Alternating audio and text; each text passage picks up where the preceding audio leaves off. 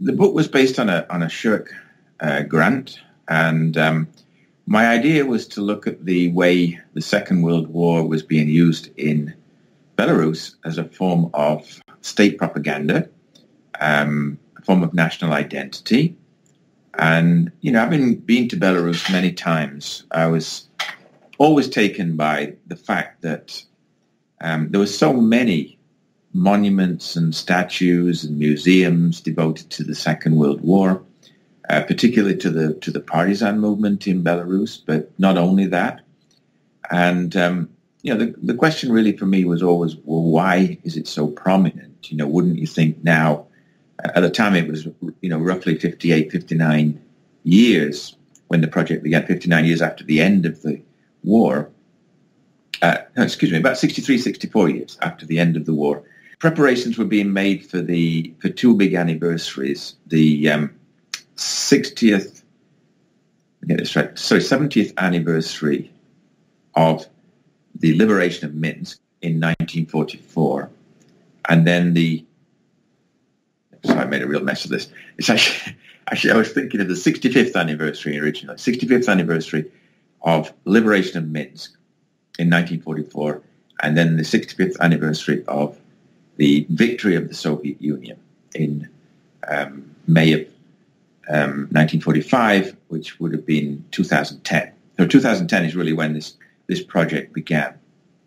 And I divided the book up into several sections. I mean, first of all, I wanted to know what school children were reading on World War II, so I collected a number of textbooks. There were some differences between those textbooks and the Soviet ones, but nevertheless, the groundwork was really what the Soviet interpretation had been.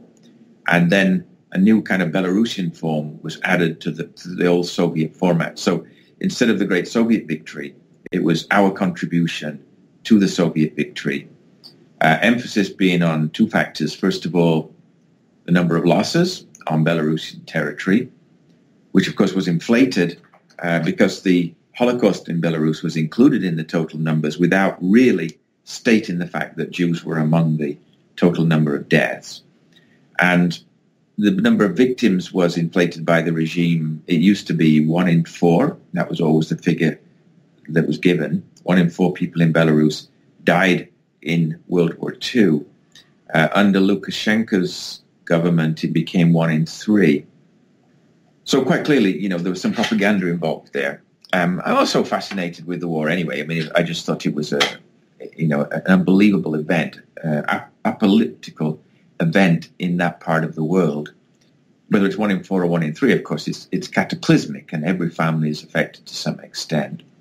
So as well as sort of looking at the events and the interpretation of the events, I was kind of interested in some of the stories that were being told. I mean, this was a kind of byproduct of the book, that you got a lot of stories written, and some of them were just fascinating stories. So I thought, well, if I can include them as well, it's going to make the book so much more interesting than just an analytical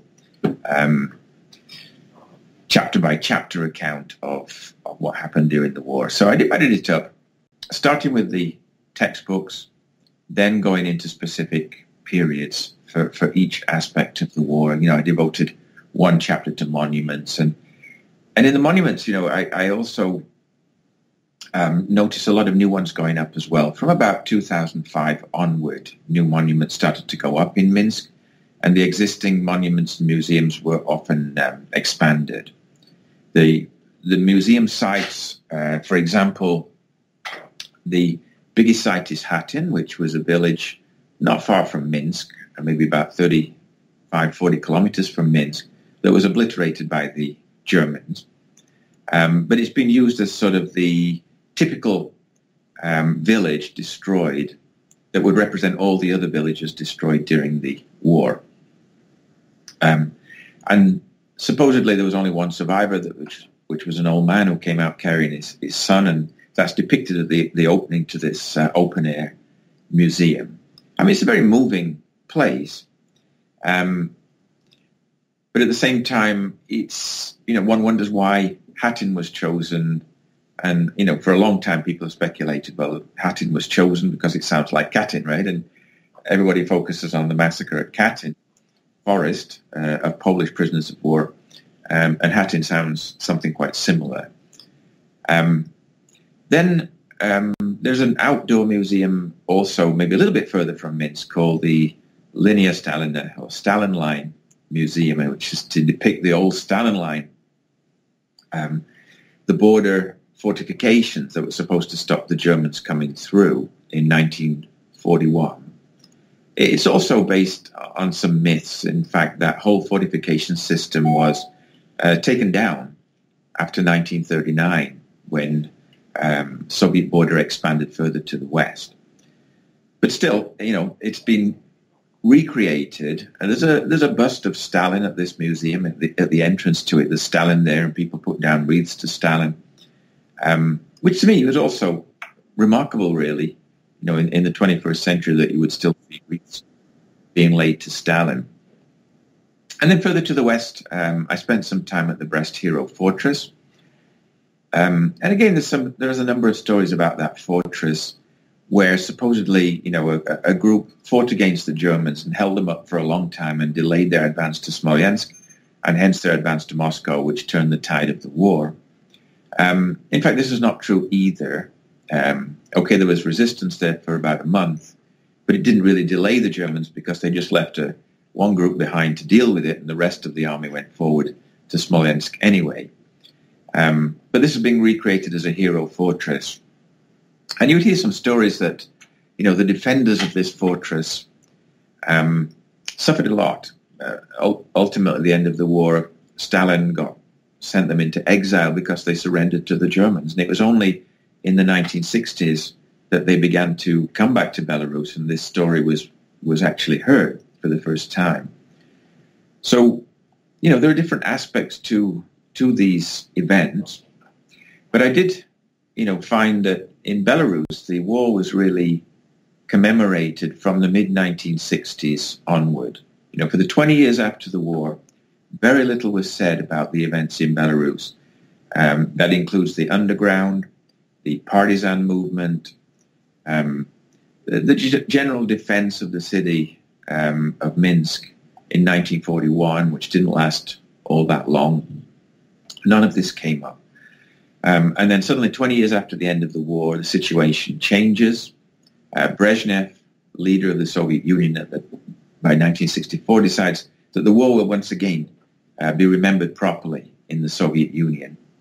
And Belarus joined in this in quite a big way and began to create heroes out of these partisans. And actually, from 1956 to 1980, the leaders of the Communist Party of Belarus were former partisans.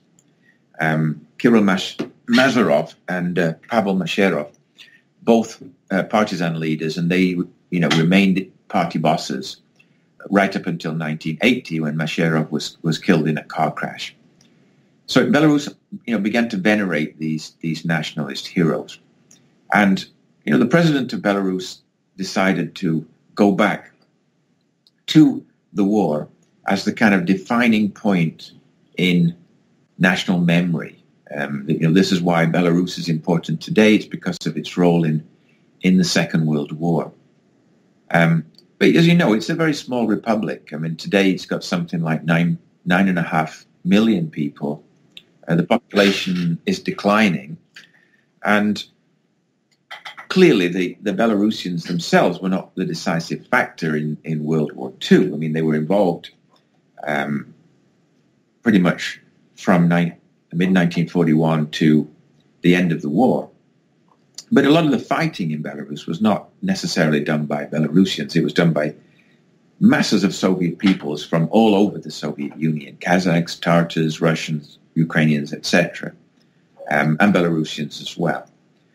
But you don't get that impression so much now. Now it seems to be, these are our national heroes. Belarusian language and culture developed belatedly. The 1920s was probably a formative period until Stalinization really took a deep root. And then, the turn was to the other side, against any kind of national manifestations. The language was also under attack at various points, first under Imperial Russia when it was banned until 1905, and then again under Stalin. I mean, the alphabet was changed.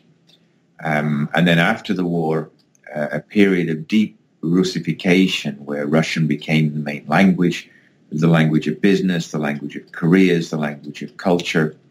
And Belarusian really was put on the back burner and sort of left to the village, if you like. You know, that's where people would speak the native language. At the same time, there were major figures in Belarusian literature under the Soviet Union, and there was a kind of a longer-term historical memory that dated back as long as Ukrainian history does, really. You know, the history of the White Rus, who supposedly, came from Scandinavia originally to those lands. I mean, there are different interpretations of the past of Belarus and who these people were who eventually settled there. Interestingly, when Lukashenko became the president of Belarus, he seemed anxious to deny any kind of national identity on an ethnic basis and stressed the proximity and similarity between Belarusians and Russians, that they were one people, along with Ukrainians, actually. They were one people, all descended from the same root. And then this campaign began in around 2005. And at some point, it's hard to say exactly when, but the distinction was made that Belarusians are quite different from Russians in a number of respects. Okay, they're close, they're neighbors, but they're not the same. And also, I think that the nostalgia for the Soviet period that was so evident in the early 90s began to dissipate when it was quite clear that it was not going to return. And, Belarusians became quite content, I think, with having their own state. The borders are established. Nobody's disputing the borders of Belarus.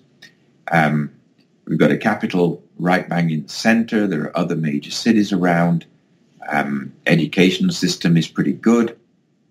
Okay, they don't have many natural resources in Belarus, but nevertheless, I would say in the 1990s and up to maybe about 2008, the economy was doing well compared to its neighbors. The GDP was growing 3 or 4% every year, and people would talk about the Belarusian economic miracle. Well, the economic miracle was, of course, Russia sends us subsidized oil and gas, we refine it, and we resell it, and we make a big profit. This is how Belarus stayed afloat.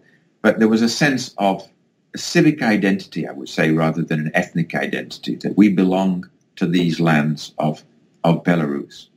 So it's quite different, let's say, from the sort of nationalism manifested in western part of Ukraine, where you can actually say this is an ethnic nationalism. Well, it's an identity that is not necessarily based on things like language. It's based on place of habitation. You are members of a certain entity that is distinctly not Russia, not Ukraine, not Poland, etc. Belatedly, I would say there's been more emphasis on Belarusian language. I mean, if you go there, everything these days is in Belarusian language. The street names, the metro stations, the announcements, etc., are in Belarusian. Really, I would say some of the stories that I found were quite remarkable. Also, I think, at the time, a number of articles were coming out in various sources offering different interpretations of the war. And some of them are actually so far to the other pole, if you like, that they were barely credible. I mean, there was one series of articles in an opposition newspaper about a village in Belarus that was kind of ignored by the Nazis. And, they went through a couple of years of the war, claimed never to have actually seen any German soldiers. I mean, the only thing they would read was from the newspapers. And then the partisans came to that village, and kind of, took over places and shot a couple of officials. And the next thing, the officials were not in that village, but they were nearby. And the next thing is the Nazis suddenly descended on this village and eventually burned it. And the sentiment of this series of articles was that, if the partisans had just left us alone, we would have been okay. But they incited the Germans to come and attack our village. Also, the nationalist resistance was quite significant in Belarus. It doesn't get a lot of attention. There are a number of groups, actually. Many of them ended up in different parts of Europe after the war. And I think that is a sort of dark side that doesn't come out in official propaganda, because the propaganda is more that this was a people's war. We were all in this together, and all the Soviet peoples were united in this war. And of course, it's not true, and it never was true. And the number of collaborators in Belarus proportionally is probably as high as anywhere else in the former Soviet Union. Maybe not quite as high as the Baltic states, perhaps, but generally speaking, it was quite high. So that side of the story is dismissed as historical revisionism, and those who try and focus on that side are also taking a lot of risks, I think, with the authorities. So Belarus is kind of an interesting comparison to Russia, because in Belarus the archives are open. I mean, the only problem is that it's not always easy to find stuff in the archives. But nevertheless, you can get in there. They've got a magnificent national library, and the staff there were always extremely helpful. And people are willing to talk about certain aspects of the war, for sure, but there are other aspects they don't want to talk about. To my knowledge, there's no official campaign to deal with that. And in fact, the Holocaust is still, I would say, not merely underrepresented in official narrative, but it's barely there. And I visited a couple of Jewish memorial sites, but in both cases, well, I visited many, but the ones I went to around Minsk, both of them were, well, first one of them was completely founded by Westerners, or people from Israel and people from the United States. And the big one in Minsk was recently renovated, but again with funds coming from abroad, not locally. So there's not a major effort by the government to recognize the Holocaust. It plays a very minor role in official interpretation, which is unbelievable given the number of Jews who died on Belarusian territory. Well, Westerners probably do just put it into the general narrative, but in Belarus there is a narrative, and it's a very heroic narrative, and it's not an accurate narrative. I mean, 1941, for example, was a year of disaster. It's never portrayed as a year of disaster. It's portrayed as a year of heroic resistance, to the mass marauding Nazi army that came in. And I would say there are many myths that are perpetuated, but I've kind of lost hope, actually, for new interpretations of the war in Russia and Belarus. And I think, the master narrative is coming from Russia now, because Russia's really focusing very much on the war.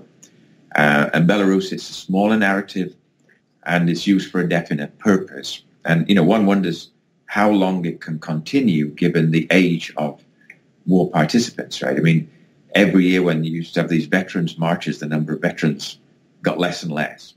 And now, of course, most of them can't even walk at all if they can even get to the commemoration.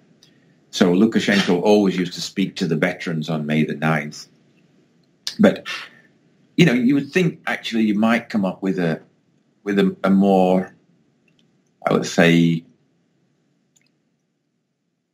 a theme that really can epitomize the entire history of Belarus. I mean, why focus on basically 3 years in the Soviet period as forming the identity of this particular state when, the You have the period of the Grand Duchy of Lithuania, where the language that was used was related to today's Belarusian language, wasn't Lithuanian language. You have these figures from the 19th and 20th century, literary figures like Jakub Kolas, but I mean, even the Nobel Literature Prize went to the Belarusian writer Alexievich last year, suddenly gained international attention. I mean, she was born in Ukraine, but nevertheless, she's resident of Belarus and been there for a long time. So, they do get some attention. And I think with the current, I know we're going to talk about the current situation eventually, but the rift today with Russia has pushed the government of Belarus more in a pro-national direction. And to do that, you've got to state in, what is your national identity and why are you different from Russia? And that's starting to happen. And ironically, it's starting to happen, with the leader who was started out being the most pro-Russian of the presidential candidates. So things have changed. It's the loss of living memory. Then it really depends on how many generations would continue this memory. I often use the analogy of Napoleon. I mean, in 1815 was looked on in Europe like Hitler is today, for example. Now, if you and I started to think of Napoleon, it's kind of hard for us to, hate him so much, that he's a tyrant and he must pay for his sins, blah, blah, blah, because he's become a figure of the distant past, and you've gone that far back that you really don't think in those terms anymore. So it's got to be something that actually has an impact, I think, on the existing population. And actually, I would argue today, the war doesn't really have an impact on the population, even though Putin would argue the opposite. He would say, we saved Europe, we're responsible for democratic Europe today because we got rid of the Nazis. It's becoming more and more far-fetched, aside from the fact that, those Europeans he's talking to were also fighting the Nazis as well. So I don't think it's sustainable. And I didn't think it was sustainable when I wrote the book. I don't think it's sustainable now. It's got too many holes in it. And sooner or later, these will be exposed. It's just a matter of time. They do exist, but not to the same degree that Ukrainian ones exist. I mean, the diaspora in Belarus, outside Belarus, is much smaller. I mean, there's an Anglo-Belarusian dictionary, there's a Belarusian English dictionary, there's a Belarusian Russian dictionary. There's also a massive series of encyclopedias of Belarus, but they're written in Belarusian. There isn't an English one that I know of. There are a number of histories of Belarus. I know of probably 4. The first one was from the 1950s, and then the second one was in the 70s, and then there have been a couple of more recent histories of Belarus.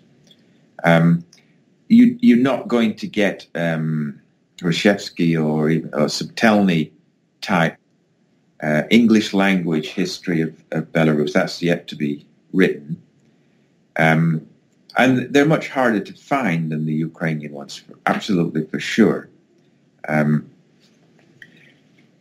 There's a group in England, London, a Belarusian society in London that has restarted the Journal of Belarusian Studies in English. I think they've had 2 issues so far. It was an old journal that started in the 1950s and then kind of, died a natural death, but it's now been revived. And Yaroslav Krivoy is very much involved in that. He publishes, through sponsorship, publishes a journal called Belarus Digest, which appears online on a regular basis, and probably is the easiest accessible source of information on Belarus. But there are many others. I mean, there's Belarus in Focus, Belarusian News. There's a Polish television station called Belsat, which is broadcast into Belarus. So these things do exist, and they're just simply on a smaller scale than for the Ukrainian ones. there are pros and cons of, I think, any kind of, let's say, national characteristics. And Belarusians have a reputation for being fairly calm, easygoing, friendly, and not nationalistic. And I don't know, it reminded me a little bit of Canadians, actually. I was thinking, compare Canadians to Americans. You put up American flag and start singing the national anthem and watch a room, and everybody will immediately stand up. And in Canada, they might think, oh, why are they playing our anthem? We'd stand up, but still, it's not something, not a matter of life or death or something like that. I read a survey about Belarusian attitudes to Russia. Would they welcome, for example, an invasion by Russian forces in eastern Belarus like there have been in eastern Ukraine? And the answer was no. So 85% don't want a Russian invasion of Belarus. However, to the next question, would you resist this invasion? Almost the same percentage said no. So I mean, maybe that's realistic. How would you stop the Russian army if it wanted to come in? But nevertheless, it shows a certain identity, right? That we are who we are, but we're not going to die for it. I published it through a publisher in Germany called Ibidem Verlag in Stuttgart. But those who are interested in the book, it's actually distributed by Columbia University Press. So it's easy to get hold of. If you just go to Columbia University Press, and you can order directly from New York, and it's also cheaper that way. So that's the place to go to get it. I think it's solicited quite favorable reviews overall. Some people always want a great defining conclusion that gives you, this is the definitive thing to say about the depiction of war in Belarus.